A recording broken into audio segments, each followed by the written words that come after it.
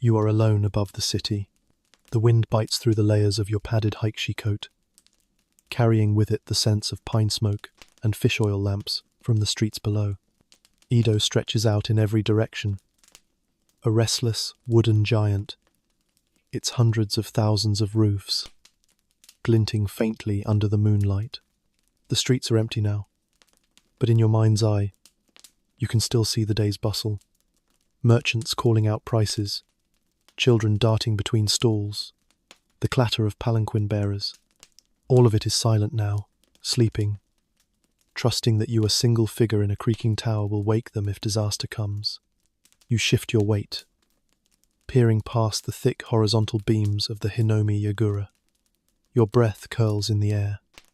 This is the hour when the city is most vulnerable. One overturned lamp in a noodle shop, one errant ember from a charcoal brazier.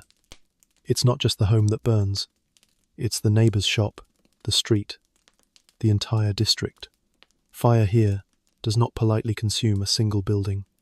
It runs like a thief, leaping from paper to wood to fabric, until there is nothing left but blackened emptiness. You grip the railing tighter. The wood is rough against your palms, scarred from years of other watchers standing in this exact spot. Down below, the patrols move like slow lanterns, bobbing through the narrow lanes, their light swallowed by the night. You listen. The silence is your true tool. It's in the absence of sound that danger announces itself.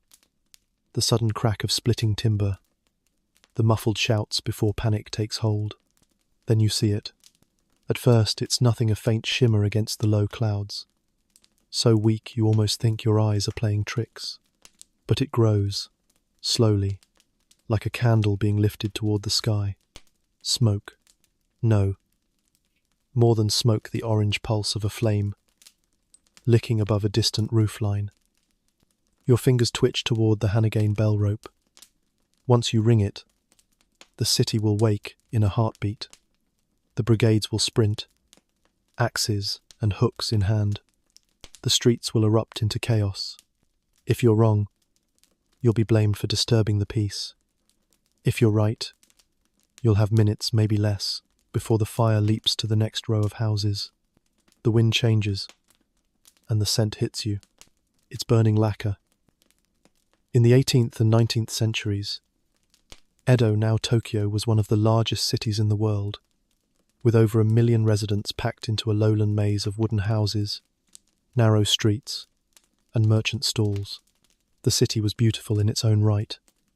Rows of tiled roofs broken by temple pagodas, shop banners swaying in the breeze, the faint glow of paper lanterns at night. But beauty here came with a fatal flaw. Edo was a tinderbox. Most homes were built from timber and roofed with shingles or thatch. Interior walls were paper-thin shoji screens. Floors were covered with woven tatami mats that could catch fire in seconds. In winter, when the dry north wind, the Karakazi, swept through the Kanto plain, one wayward spark could transform an entire district into a roaring inferno. The city had been shaped, quite literally, by fire. The most infamous was the Great Fire of Meireki in 1657, a 3-day blaze that destroyed over 60% of Edo and claimed an estimated 100,000 lives. Survivors spoke of a fire so fierce it leapt rivers and tore through stone walls. The disaster spurred the Tokugawa shogunate to rethink urban safety, wider streets in certain districts, more open spaces, and most importantly, a dedicated human shield against the flames. The fire watchers and their firefighting counterparts, the haikishi, these were not luxuries. They were survival mechanisms.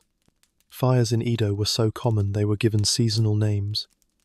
Kaji no Hai, fire days, with entire neighborhoods, knowing when the wind and weather made them most vulnerable. The smell of smoke was an everyday companion, and every citizen understood the unspoken rule. When the bell rang, you dropped everything and ran. The fire watcher's job was to sound that bell. From their hinomi-yagura towers, they scanned the sprawling wooden city, memorizing landmarks and alleyways, ready to pinpoint a blaze's location with deadly accuracy. The system was swift, almost militaristic once a fire was spotted. The watchers sent signals to the nearest brigades, who charged into action not with hoses of water, but with hooks and axes, prepared to tear down buildings to starve the fire of fuel. In Edo, fire wasn't a possibility. It was an inevitability.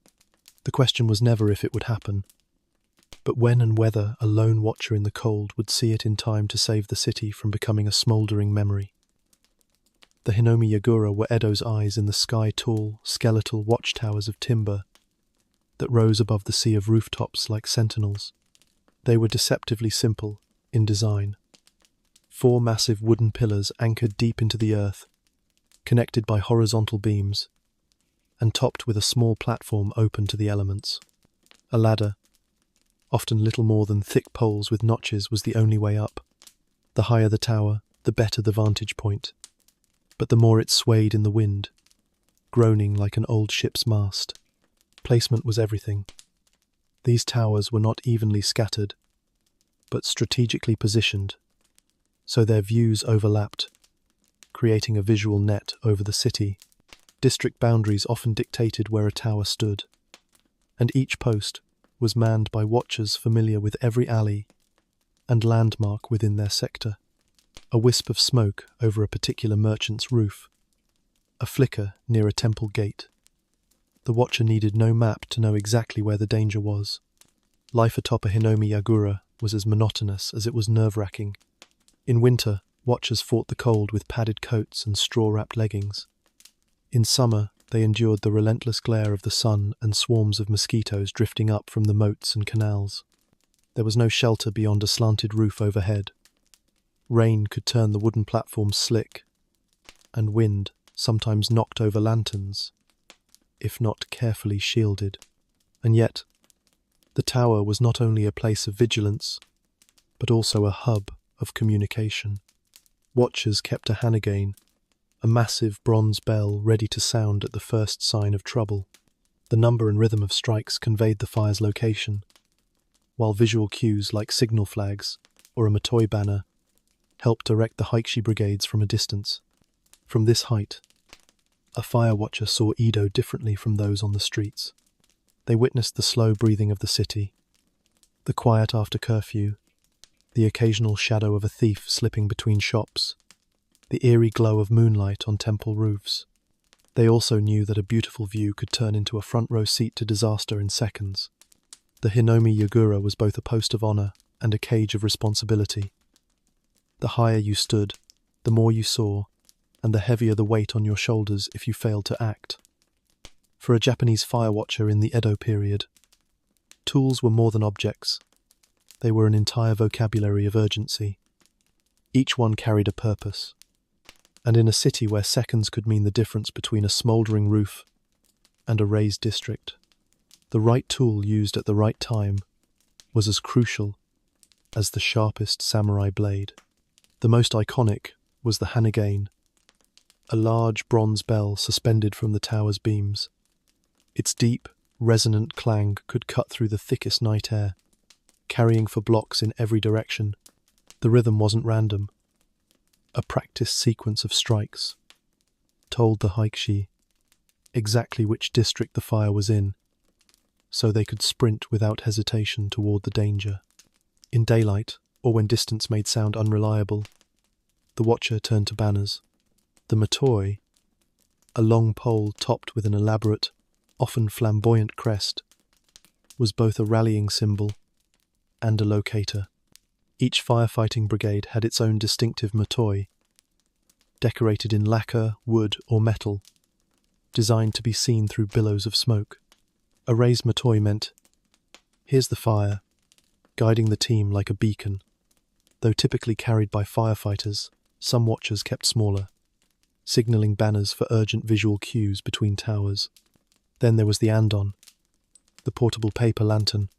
On foot patrols, it lit the way through narrow lanes, the soft glow bouncing off wet cobblestones or catching on the curve of a roof tile.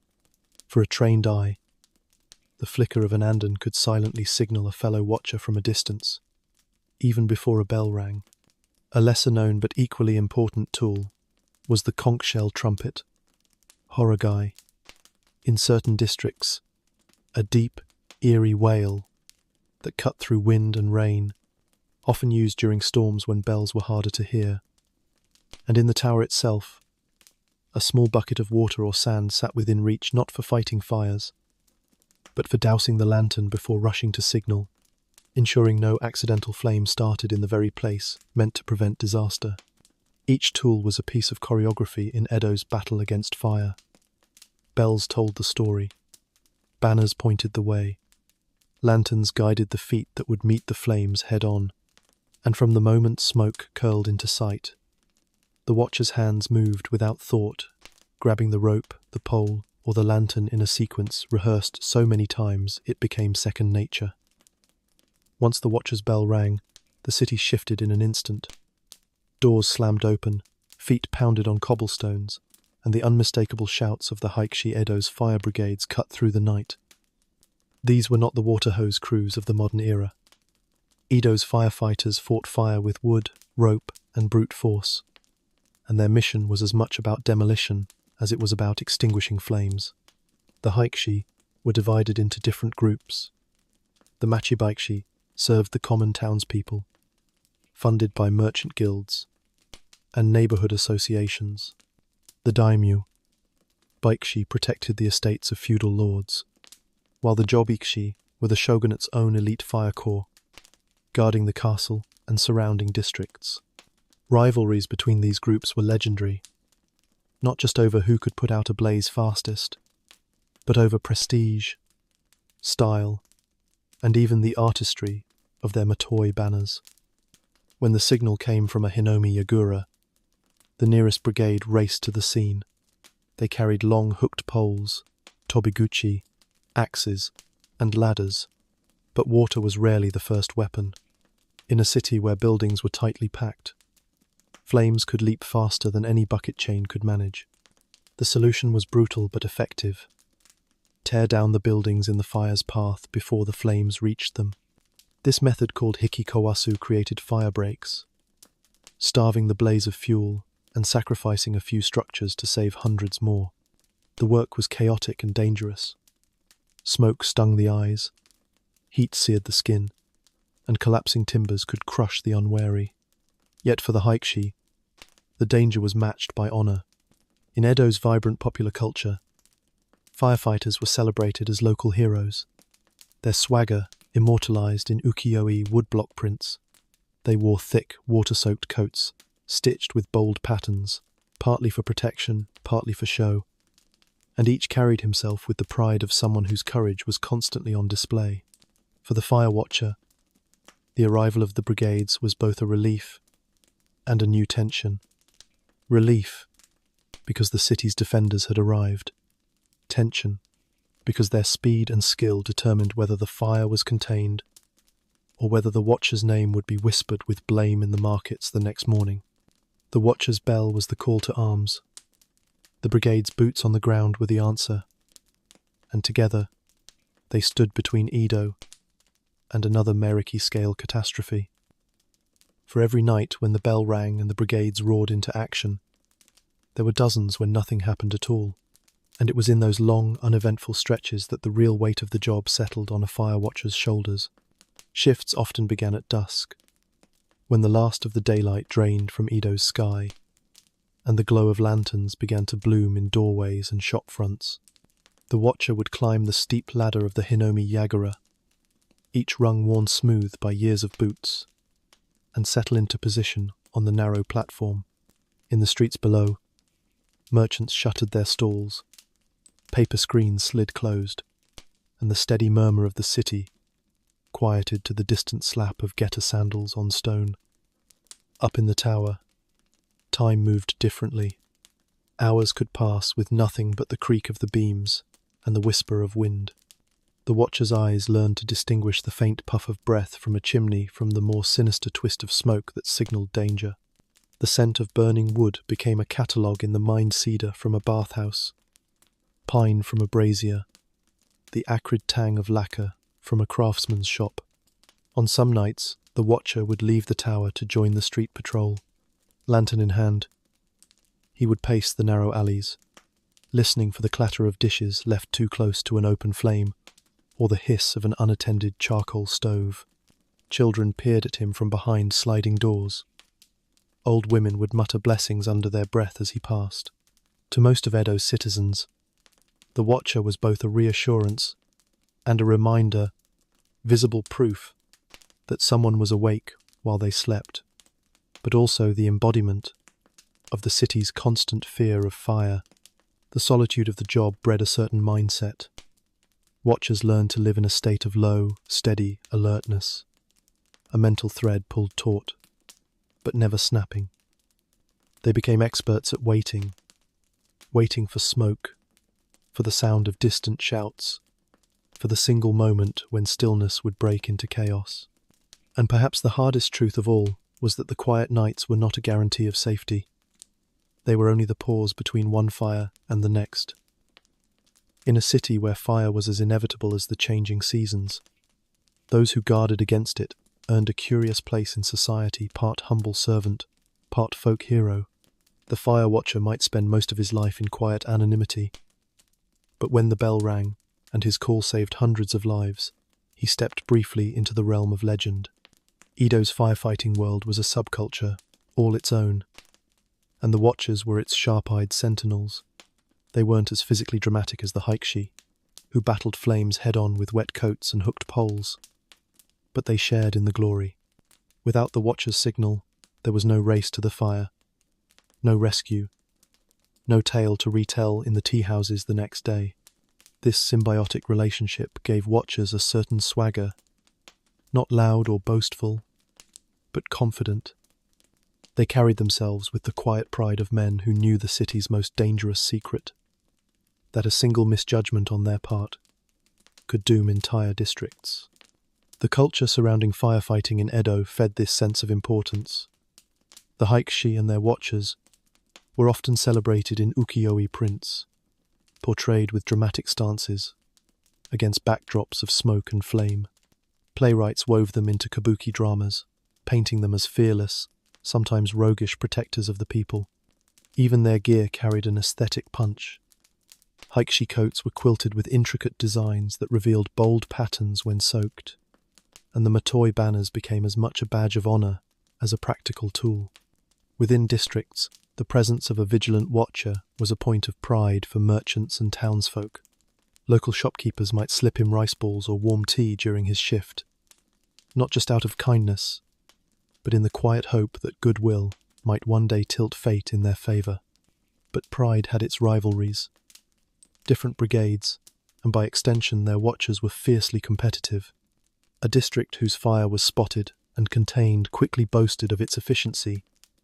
One that let the flames spread faced public scorn. These rivalries sometimes turned into informal contests. Which watcher could spot smoke first? Which brigade could unfurl its matoi fastest? Which district would be first on everyone's lips the next morning? For all the hardship, the fire watcher's place in Edo life was undeniable. He was more than a man in a tower.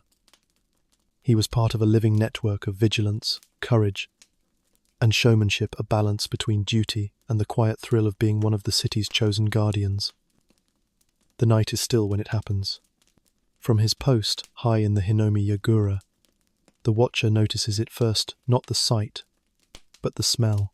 A faint, acrid thread in the air, sharper than the usual bathhouse smoke. His eyes sweep the district, and there it is, a trembling orange glow, no bigger than a lantern's flame, licking at the eaves of a carpenter's shop 3 streets away. He pulls the bell rope hard.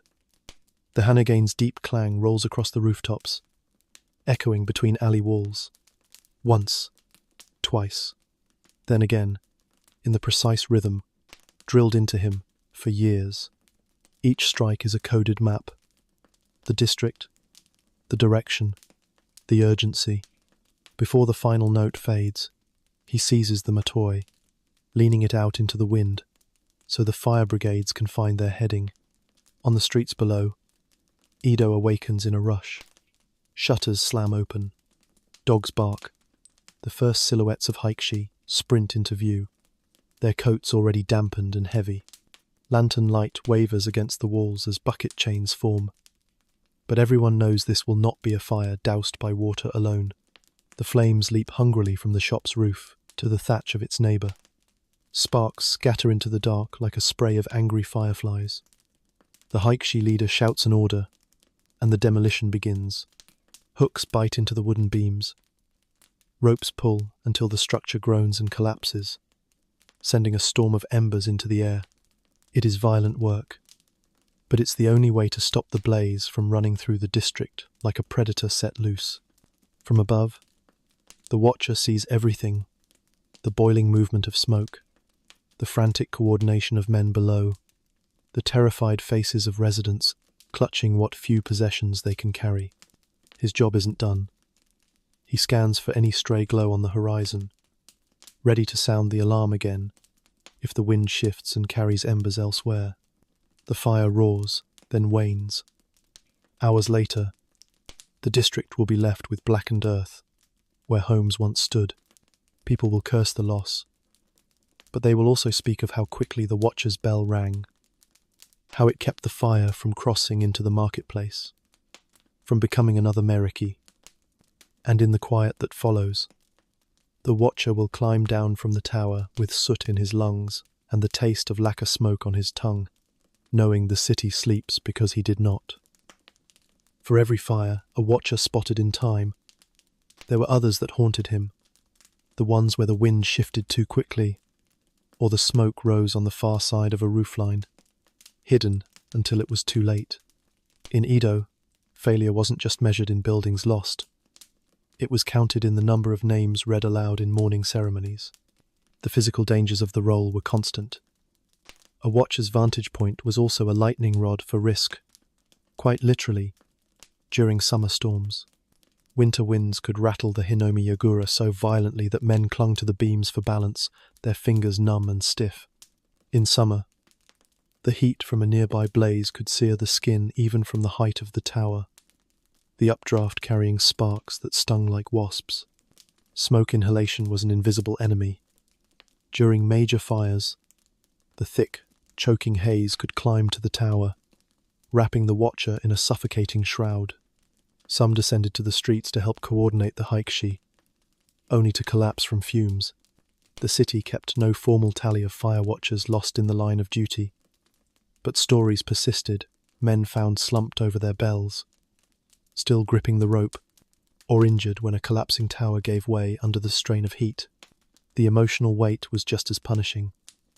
A watcher might live in the same district he guarded, knowing that when the bell rang, the fire could just as easily be consuming his own home.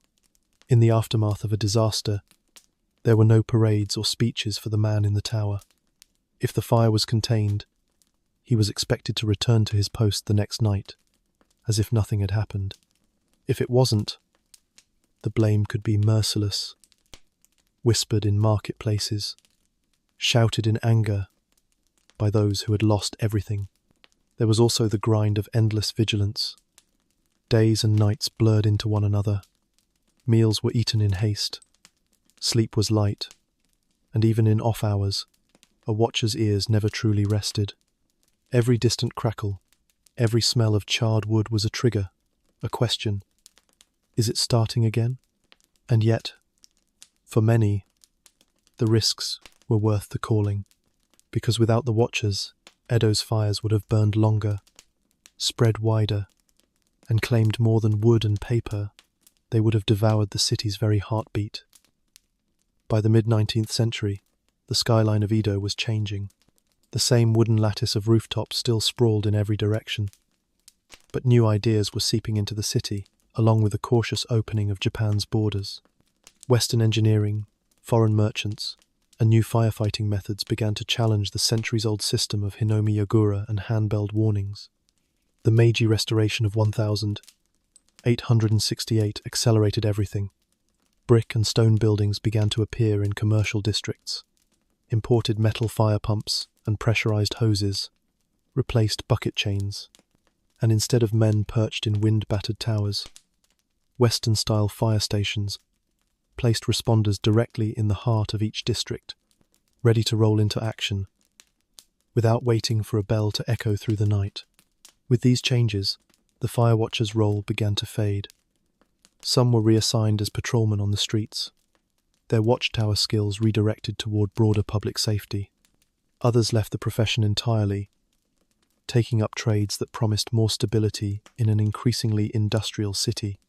The hinomi-yagura themselves, once as familiar to Edo's skyline as temple pagodas, were dismantled, their timber reused, their bells sold or melted down. For the older generation, the loss was bittersweet. The new system was undeniably more efficient, but something human vanished along with the creak of the tower beams and the solitary figure scanning the horizon.